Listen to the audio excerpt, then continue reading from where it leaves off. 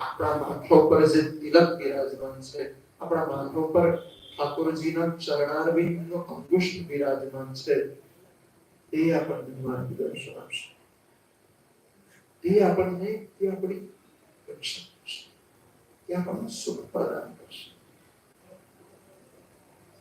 એટલા માટે મહત્વ છે, એટલા માટે સંસ્મરણ છે. અને આ બધા દિવ્ય પુણ્ય શ્લોકો કોઈ દિવસ દેહનો ત્યાગ નથી કરતા, આસુર વ્યામોહ લીલા કરે છે.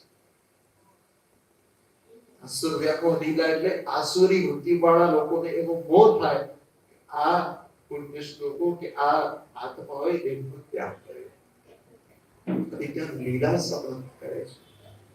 તો આપણી હૃદય રક્તમાં જ હોય છે. ક્યારેક આંખો બંધ કરીને બસ ધ્યાન કરીએ. એકલતામાં પણ ગુરુના ચરણો જે છે કોઈ દિવસ સાથ નહીં છોડે. ગુરુના ચરણો એકલતામાં પણ આપણી રક્ષા કરશે.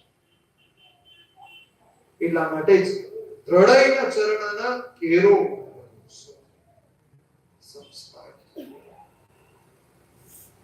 આ મહત્વ ખૂબ સમય પછી મને પણ સમજાયું, પણ જ્યારે સમજાવ્યું ત્યારે અલૌકિક આનંદની અનુભૂતિ થઈ કે આપણા માટે